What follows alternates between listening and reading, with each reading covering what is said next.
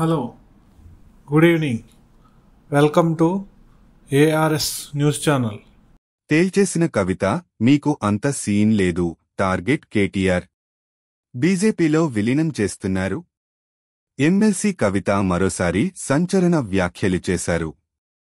BRS నాయకత్వం పైన తిరుగుబాటు బావుటా ఎగరవేశారు.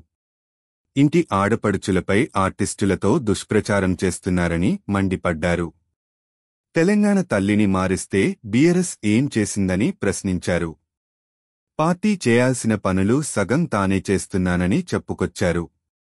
తనపైన ఆరోపణలు వచ్చిన సమయంలోనే రాజీనామా చేస్తానంటే కేసీఆర్ వద్దన్నారని వెల్లడించారు. బీజేపీతో విలీనం దిశగా ప్రయత్నాలు జరుగుతున్నాయని, తాను అడ్డుకున్నానని కవిత సంచలన వ్యాఖ్యలు చేశారు.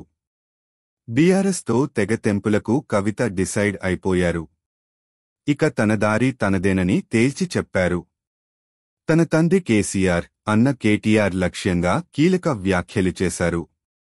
తనకు వెన్నుపోటు రాజకీయాలు తెలియవని చెప్పుకొచ్చారు. పార్టీ ఫోరంలో మాట్లాడాలని చెబుతున్నారని, అసలు పార్టీకి ఫోరం ఎక్కడ ఉందని ప్రశ్నించారు. పార్టీని నడిపించే సత్తా లేని మీరు తనకు నీతులు చెబుతున్నారా అంటూ పరోక్షంగా కేటీఆర్ను టార్గెట్ చేశారు. తాను 25 ఏళ్లుగా కేసీఆర్కు లేఖలు రాస్తున్నానని, ఇప్పుడు బయటకు ఎందుకు వచ్చిందని ప్రశ్నించారు. ప్రతిసారి కేసీఆర్ లేఖలు చూడగానే చించేస్తారని, ఈసారి బయటకు ఎలా ఇచ్చారని పరోక్షంగా కేసీఆర్ పైన అనుమానాలు వ్యక్తం చేశారు. కేటీఆర్కు నోటీసులు ఇస్తే ట్విట్టర్లో పోస్టులు పెడితే సరిపోతుందా అంటూ కవిత నిలదీశారు. డబ్బులు ఇచ్చి తనపైన విమర్శలు చేయిస్తున్నారని కవిత ఆరోపించారు. బీఆర్ఎస్ను బీజేపీలో కలపాలని చూస్తున్నారని కవిత సంచలన అంశాలను బయటపెట్టారు. తాను జైల్లో ఉన్న టైంలోనే బీజేపీలో విలీనం పైన ప్రతిపాదన చేశారనని, తాను అడ్డుకున్నానని చెప్పారు.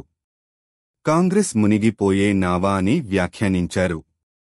తాను కేసీఆర్ లాగా తిక్కదాన్ని అని చెప్పిన కవిత, తాను ఎవరికీ భయపడనని తేల్చి చెప్పారు. పార్టీని బలోపేతం చేసే పద్ధతి ఇదేనా అంటూ కవిత ప్రశ్నించారు.